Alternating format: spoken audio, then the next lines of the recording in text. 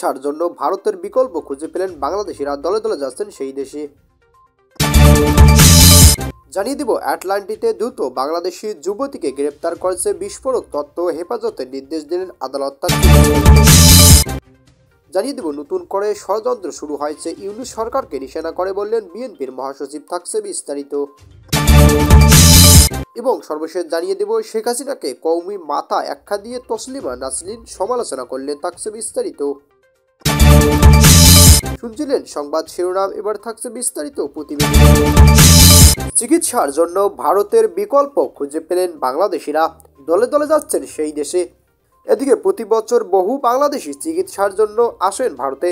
সম্প্রতি দুই দেশের মধ্যে একটা টানাপোড়েন চলায় ভিসা নিয়ে অনিশ্চয়তা তৈরি হয়েছে বাংলাদেশিদের। ভারতে ভিসা না পেয়ে এবার অন্য দেশে পাড়ি জমাচ্ছেন বাংলাদেশিরা।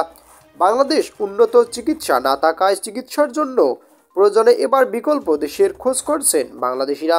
বাংলাদেশি সংবাদ মাধ্যম দ্য ডেইলি স্টার প্রকাশিত খবর অনুযায়ী বাংলাদেশিরা থাইল্যান্ড যাচ্ছেন ভারতের বদলে। থাইল্যান্ড যাওয়ার অন্যতম কারণ হলো সহজেই ভিসা আবেদন প্রক্রিয়া। থাইল্যান্ড যাওয়ার অন্যতম কারণ চিকিৎসার সঙ্গে ভ্রমণ। দ্য ডেইলি স্টারে প্রকাশিত খবর অনুযায়ী গত 2 থেকে 3 মাসে থাইল্যান্ডে মেডিকেল ভিসা পেতে আগ্রহী বাংলাদেশির সংখ্যা প্রায় 40% বেড়েছে। দ্য ডেইলি স্টারে প্রকাশিত তথ্য অনুযায়ী ঢাকা থাই মেকিকিউর অফিসের সিনিয়র এক্সিকিউটিভ নাজনীন আক্তার সৃষ্টি বলেন, সেপ্টেম্বর থেকে চিকিৎসার জন্য থাইল্যান্ড যেতে ইচ্ছুক রোগীর সংখ্যা ছিল 30%-এর বেশি। ক্যান্টালিতে দ্রুত বাংলাদেশি যুবতীকে গ্রেপ্তার করে বিস্ফোরক তথ্য হেফাজতের নির্দেশ দিয়েছেন ইন্ডিয়ান আদালত। ক্যান্টালিতে দ্রুত বাংলাদেশি যুবতীকে জেরা করে একাধিক তথ্য দিল পুলিশ। পুলিশের জেরায় অভিযুক্ত যুবতী স্বীকার করছেন 3 মাস আগে সীমান্ত পেরিয়ে দেশে এসেছেন। যুবতী আরও দাবি, বাড়িতে মা বাবা মারধর করতেন, তাই কাজ খুঁজতে সীমান্ত পেরিয়ে তিনি ভারতে ঢুকে পড়েন। এক আত্মীয়র সাহায্যে তিনি বসিরহাট হয়ে অবৈধভাবে এদেশে আসেন যুবতী। নতুন করে ষড়যন্ত্র শুরু হয়েছে, ইউনূস সরকারকে নিশানা করলেন বিএনপির মহাসচিব। এদিকে বাংলাদেশে মোহাম্মদ ইউনূসের নেতৃত্বাধীন অন্তর্বর্তী সরকারের সঙ্গে ক্রমেই টানাপোড়েন বৃদ্ধি পাচ্ছে বাংলাদেশ জাতীয়তাবাদী দল বিএনপির। এই আবহে বিএনপির মহাসচিব ফখরুল ইসলাম আলমগীরের দাবি, দেশের নতুন করে ষড়যন্ত্র এবং চক্রান্ত শুরু হয়েছে। তার দল এই চক্রান্তের সামনে মাথা নত করবে না। যদিও কি চক্রান্ত শুরু হয়েছে তা নিয়ে বিশদে কোনো বলেননি তিনি। এর মধ্যে মঙ্গলবার চিকিৎসার জন্য লন্ডন যাচ্ছেন বিএনপির নেত্রী বেগম খালেদা জিয়া। তার আগে দলের স্থায়ী কমিটির সঙ্গে বৈঠকে বসার কথা তার। শনিবার ছিল বিএনপির ছাত্র সংগঠন ছাত্র দলের 46তম প্রতিষ্ঠা দিবস। এই উপলক্ষে ছাত্রদের সমাবেশে ভার্চুয়াল মাধ্যম বক্তৃতা করেন ফখরুল। তিনি নিজেই জানান, দেশের নতুন করে ষড়যন্ত্র ও চক্রান্ত শুরু হয়েছে। তারপরেই তিনি বলেন, এই ষড়যন্ত্র এবং চক্রান্তের সামনে আমরা মাথা নত করব না। ক্ষমতায় টিকে থাকার জন্য ইউনূস সরকার নানা টালবাহানা করে জাতীয় সংসদ নির্বাচন পিছিয়ে দিচ্ছে বলে ইতিমধ্যেই অভিযোগ তুলেছেন খালেদার দল। এই পরিস্থিতিতে বিএনপির শীর্ষ নেতা ফখরুল আবার জনগণ সরকার তৈরি কথা মনে করিয়ে দিলেন।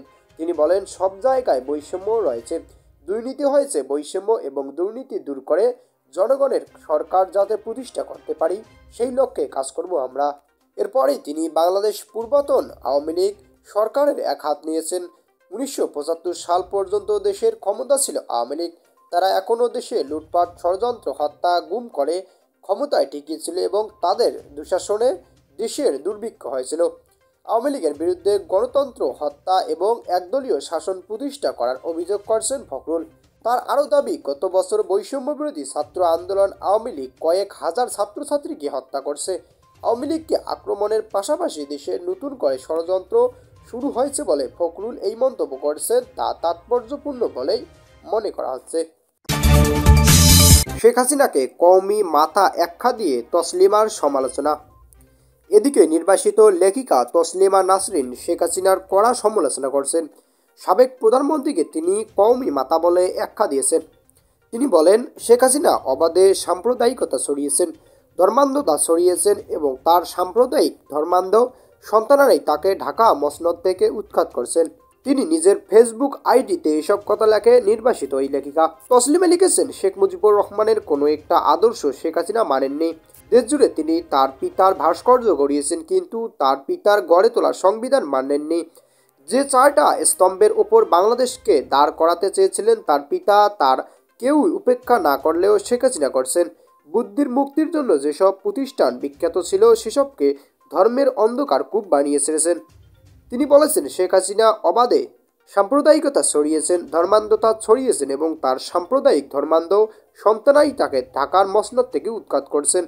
যদি তার সন্তানরা শরিয়া আইন নিয়ে আসে, মানবাধিকার এবং নারীর অধিকার তিলমাত্র যদি না থাকে, তার দায় কওমি মাতা হাসিনারই। অন্য পোস্টে শেখ হাসিনার উদ্দেশ্যে তিনি লেখেন, শেখ হাসিনা আমার বিরাট অর্থনৈতিক ক্ষতি করছেন। আমাকে তিনি আমার পৈতৃক সম্পত্তির কানাকড়িও পেতে দেননি।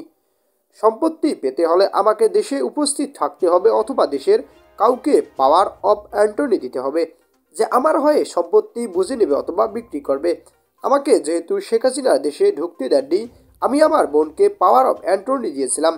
পাওয়ার অফ অ্যান্টনির ডকুমেন্ট বাংলাদেশের দূতাবাস থেকে সত্যায়িত করতে হয়, তবে শেখ হাসিনার নির্দেশে বা ভয়ে দূতাবাসের কেউ তার পাওয়ার অফ অ্যান্টনি সত্যায়িত করেনি।